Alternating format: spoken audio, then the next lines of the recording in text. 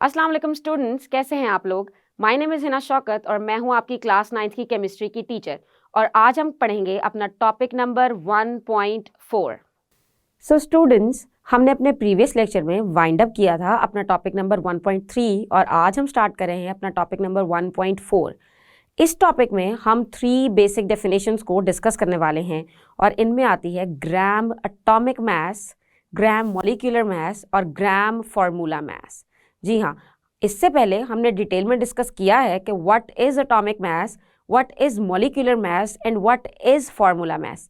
लेकिन अब आप देख सकते हैं कि इन तीनों टर्म्स के साथ एक एक वर्ड की एडिशन है, which is gram, gram and ग्राम। अब आप सबको पता है कि ग्राम एक यूनिट होता है, इजंट इट।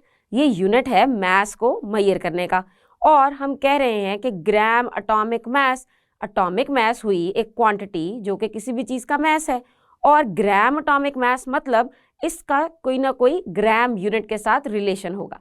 सो चलिए देखते हैं। As we know that all the substances, they are made up of different units, for example atoms, molecules और formula units। जी हाँ, मैंने आपके सामने अभी 3 टर्म्स रीड की हैं और इन 3 टर्म्स की डिस्कशन हमने ऑलरेडी कर ली है, लेकिन फिर भी टॉपिक को आगे बढ़ाने के लिए और आपके साथ अपनी अंडरस्टैंडिंग मैच करने के लिए एक दफ़ा दोबारा से देखते हैं। एटम उस चीज़ का सबसे स्मॉल यूनिट होगा जो कि एलिमेंट होगी, और एटम्स उसका सबसे छोटा पार्ट होगा। अगर हम बात करें मॉलिक्यूल्स की, तो मॉलिक्यूल्स एलिमेंट्स के भी हो सकते हैं और कंपाउंड्स के भी हो सकते हैं। कंपाउंड्स के मॉलिक्यूल्स उस सूरत में होंगे जब वो कोवैलेंट कंपाउंड्स हैं, मतलब उनमें शेयरिंग ऑफ इलेक्ट्रॉन्स हुई है। और अगर हम बात करें फॉर्मूला यूनिट की, तो ये सबसे छोटा यूनिट होता है फॉर आयनिक कंपाउंड्स। जी हाँ, आयनिक कंपाउंड्स जिनके अंदर कोवैलेंट बॉन्ड नहीं होता बल्कि ऑपोजिटली चार्ज्ड आयंस वो कंबाइन करते हैं और एक नई चीज़ बनाते हैं। अगर हम देखें इन्हीं तीनों चीज़ों के मैसेज की तरफ, यानी कि किसी ऐसे सब्सटेंस की तरफ जिसका यूनिट एटम है, तो उसके मास को we can refer as atomic mass, और उसके मास को रेफर करने के लिए हम यूज़ करेंगे वर्ड एटॉमिक मास। इसी तरह अगर हमारे पास मॉलिक्यूल सबसे छोटा यूनिट है, तो उसको रेफर करेंगे हम एक टर्म के साथ जिसको हम कहते हैं मॉलिक्यूलर मास। और अगर हमारे पास फार्मूला यूनिट्स हों तो उसके लिए वर्ड यूज़ करते हैं फार्मूला मास। जी हाँ, यूनिट का वर्ड बीच में से काटना पड़ता है। We will write it as formula mass. अब ये तो हुए एटॉमिक मास, मॉलिक्यूलर मास और फार्मूला मास, और इनका यूनिट होता है AMU, which is atomic mass unit. और इसको कैलकुलेट करने का तरीका आप सबको बखूबी आता होगा। लेकिन अगर हम चाहें कि हम इसे इस यूनिट के अलावा किसी और यूनिट में स्टडी करें, फॉर एग्जाम्पल, क्या आपने कभी एटॉमिक मास यूनिट सुना है? अगर मैं आपसे कहूँ मुझे 10 atomic mass unit sodium chloride के तोल के दे दो, तो क्या आप दे सकते हैं? This is not possible for you. हम अपनी कैलकुलेशंस में जब भी मास कैलकुलेट करते हैं, so we usually use the unit gram. तो हम क्या कर सकते हैं, हम अपने इन मासेस को अगर as a gram for unit share करें, तो हम उसके साथ एक वर्ड ऐड करेंगे which is going to be gram. जी हाँ, तो इस तरह इन तीनों चीज़ों के मैसेज बन गए ग्राम एटॉमिक मास, ग्राम फार्मूला मास और ग्राम मॉलिक्यूलर मास। अब इन तीनों टर्म्स को इंडिविजुअली डिस्कस कर लेते हैं। सबसे पहले देखते हैं what is gram atomic mass. As you know that atomic mass is written, तो मतलब सबसे छोटा यूनिट एटम्स होने वाले हैं, और किसी कंपाउंड का सबसे छोटा यूनिट एटम नहीं हो सकता, तो ये किसी एलिमेंट के लिए ही यूज़ किया जाएगा। अब अगर देखें इसकी डेफिनेशन की तरफ, तो you can see that atomic mass of an element, देखें यहाँ पे हम वर्ड कंपाउंड यूज नहीं करेंगे। In the definition it is clearly mentioned that atomic mass of an element expressed in grams is called as its gram atomic mass। यानी कि अगर हम किसी एलिमेंट के एटॉमिक मास को AMU की बजाय उसके अदर यूनिट से रिप्रेजेंट करेंगे, और अदर यूनिट हम कौन सा ले रहे हैं, we are taking gram as the alternate unit. अगर हम उसको ग्राम में एक्सप्रेस करेंगे तो हम उसे कहने वाले हैं ग्राम एटॉमिक मास, और इसका यूनिट क्या होगा, ग्राम्स। लेकिन रुकिए, इसके लिए हम एक और टर्म भी यूज करते हैं। As you can see that it is also called as mole. Also called as मतलब कि इसमें दोनों टर्म्स इंटरचेंजेबल हैं। इंटरचेंजेबल मतलब if you are using the term gram atomic mass तो इसकी जगह एक और टर्म भी यूज की जा सकती है जो कि है मोल। जी हाँ, पुराना नाम मोल के लिए ही था ग्राम एटॉमिक मास, लेकिन इसमें थोड़ी सी कंफ्यूजन हो जाती थी। पहले ग्राम का मतलब ग्राम एटॉमिक मास अगर उसका डिफरेंट होगा तो उसको मेजर करने में थोड़ी सी कंफ्यूजन थी। अब ग्राम एटॉमिक मासेस को आप इजीली मोल भी कह सकते हैं। फॉर एग्जाम्पल अगर मैं बात करूं हाइड्रोजन की, जी हाँ हाइड्रोजन की, लेकिन मैं यहाँ हाइड्रोजन मॉलिक्यूल की बात नहीं कर रही, I am talking about hydrogen atom. So अगर मैं हाइड्रोजन एटम की बात करूं तो उसका ग्राम एटॉमिक मास होगा उसका एटॉमिक मास, लेकिन not in AMUs, in grams. So what is going to be the gram atomic mass for hydrogen atom? It is going to be 1 gram and it would be equal to 1 mole. So चूंकि ये 1 मोल का mess हुआ grams में तो हम इसे कह सकते हैं कि ये है 1 ग्राम पर मोल। पर मोल मतलब यहीं पे ये शो कर देगा कि ये 1 मोल के मैस की बात हो रही है। इसी तरह अगर आप बात करें कार्बन की तो कार्बन का एटॉमिक मैस होता है 12। How do we know this? क्योंकि ये पीरियोडिक टेबल में भी गिवन है और आपको पता है कि atomic mass can be calculated by calculating the ratios with relation to the carbon 12। तो कार्बन का मास हुआ 12 which is its atomic mass. जब आप उसी एटॉमिक मास को उसको ग्राम्स में रिप्रेजेंट करेंगे then you are going to call it as gram atomic mass. चूंकि कार्बन मॉलिक्यूलर फॉर्म में एग्जिस्ट नहीं करता, वो यूजुअली एज अ कार्बन यानी कि C ही एग्जिस्ट करता है, तो उसके लिए भी आएगा ग्राम एटॉमिक मास। तो आप कह सकते हैं कि mass of carbon, atomic mass of carbon, अगर आपने उसको 1 ग्राम एटॉमिक मास ऑफ कार्बन लिखना है तो वो कितना आएगा 12 ग्राम विच इज इक्वल टू 1 मोल। यानी कि अगर आप 1 मोल लें हाइड्रोजन का तो उसका कितना मास था 1 ग्राम, और अगर आप 1 मोल लें कार्बन का तो उसका कितना मास आएगा 12 ग्राम। तो हमें इससे ये भी पता चलता है कि 1 mole of different substances can contain different masses। हो सकता है कि अगर मैं कार्बन को इस कंटेनर में डालूं 1 मोल को तो वो इतनी क्वांटिटी में आए, लेकिन अगर मैं हाइड्रोजन को दूसरे कंटेनर में डालूं 1 मोल को तो उसकी क्वांटिटी डिफरेंट आए, यानी कि उसका मास और उसका वॉल्यूम दोनों ही डिफरेंट हो सकते हैं। अब चलते हैं अपने ग्राम मॉलिक्यूलर मास की तरफ। As you know that gram molecular mass, this term is going to be used by molecules, और molecules किन चीज़ों में होते हैं?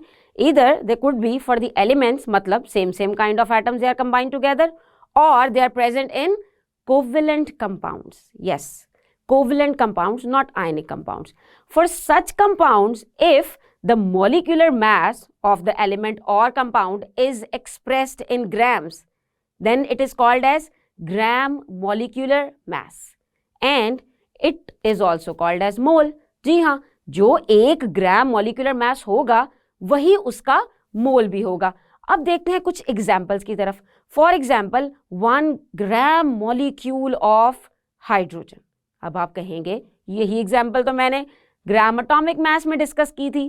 तो जी नहीं, मैंने ग्राम एटॉमिक मास में हाइड्रोजन की एटॉमिक फॉर्म की एग्जाम्पल डिस्कस की थी। मतलब आप देख सकते हैं कि हाइड्रोजन के साथ हमने पहले H यूज किया था सिर्फ, लेकिन now you can see that we have H2, मतलब 2 atoms of hydrogen they are combined together and they have formed a molecule।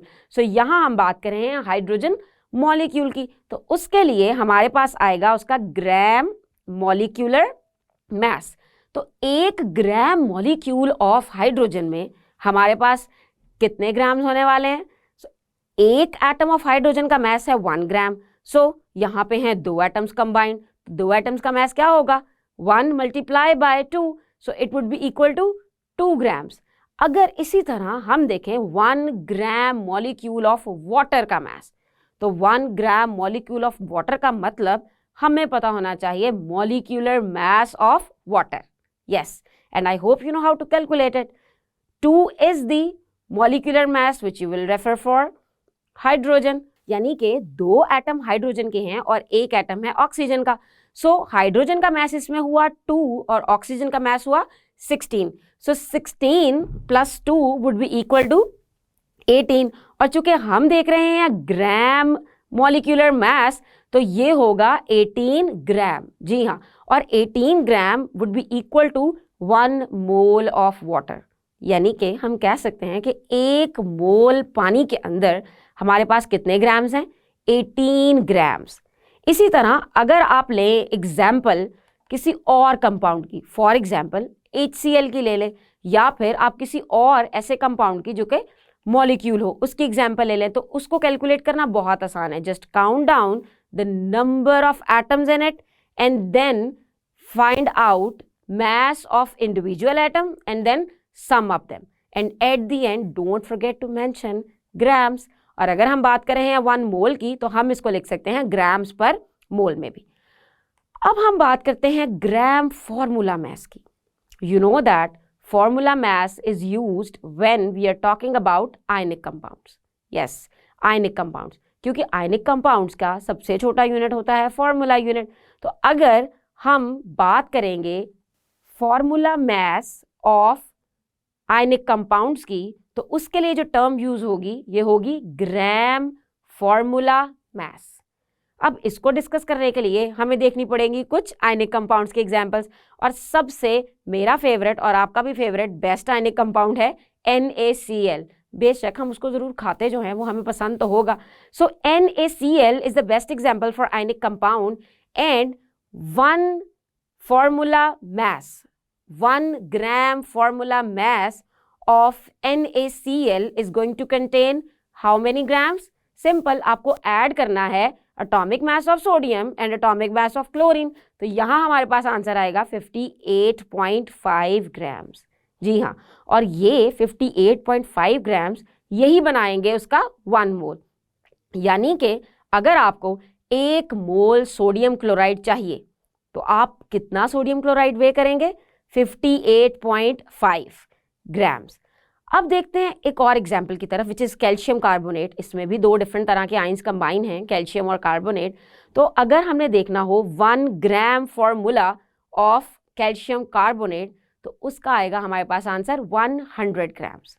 सो ये हुआ उसका ग्राम फॉर्मूला मास, और जो भी 1 ग्राम फॉर्मूला मास होगा वही उसका 1 मोल होगा, क्योंकि gram formula mass is also called as mole. हम उसे मोल भी कह सकते हैं। अब यहाँ हमें एक और टर्म डिस्कस करनी है जो कि है मोलर मास। जी हाँ, ये टर्म अभी तक हमने डिस्कस नहीं की, मगर ये हमारे आने वाले न्यूमेरिकल्स में हमारे लिए बहुत हेल्पफुल होने वाली है। अब जब आपने ये 3 टर्म्स पढ़ी, तो मेरी तरह आपको भी थोड़ी सी कंफ्यूजन तो हुई होगी, बिकॉज इसके लिए आपको सब्सटेंसेस की आइडेंटिफिकेशन बहुत स्ट्रॉन्ग तरीके से आनी चाहिए। You must know by just looking at the name and the formula that whether it is an element or compound, and if it is a compound whether it is covalent compound or ionic compound. तो अब इस सारी झंझट से बचने का एक solution तो मैं ही आपको बता दूंगी इसी क्लास में। अगर हम बात करें टर्म मोलर मास की, तो मोलर मास का मतलब होता है what is the mass of a substance। Why I'm using the term substance? Because substance का मतलब सभी आ जाएंगे, elements भी और compounds भी, covalent compounds भी और ionic compounds भी। So substance is a generic term, you can use it। जब भी कहीं confusion हो, so don't write wrong compound or element, just mention substance। So हम बात कर रहे हैं अब substance की, यानी कि अगर देखा जाए कि किसी भी चीज के 1 मोल में, यानी किसी भी सब्सटेंस के 1 मोल में उसका मास कितना है, उस मास को हम कहेंगे उसका मोलर मास, और मोलर मास को हम रिप्रेजेंट करते हैं ग्राम्स पर मोल में। आगे जब भी हम किसी भी मोल या फिर मास की कैलकुलेशन के फॉर्मूलाज में यूज करेंगे, तो instead of this gram atomic mass, instead of these things, हम यूज करेंगे टर्म मोलर मास की, which would be very easy for us। इसके अलावा अगर टर्म मोल यूज हुई होगी किसी क्वेश्चन में, तो उसका मतलब सेम ही है, वो ग्राम एटॉमिक मास भी हो सकता है और वो ग्राम फॉर्मूला मास भी हो सकता है। अब इसी तरह एक और बात आपने समझ लेनी है, अगर क्वेश्चन में ग्राम मॉलिक्यूल पूछा है, for example they are asking what is the mass of 1 gram molecule of hydrogen, तो इसका मतलब है कि वो मोल ही पूछ रहे हैं। सो स्टूडेंट्स, आज के इस लेक्चर में हमने स्टार्ट किया और कंप्लीट किया अपना topic number 1.4 which was having some basic definitions about gram atomic mass, gram molecular mass and gram formula mass. और इसको हमने डिस्कस किया कुछ एग्जाम्पल्स की मदद से, जो कि मुझे उम्मीद है कि आपको बहुत अच्छे से समझ आई होंगी। हम अपने आने वाले लेक्चर्स में कॉन्सेप्ट ऑफ मोल और एवोगैड्रोस नंबर्स को डिस्कस करेंगे। तब तक के लिए अल्लाह हाफिज।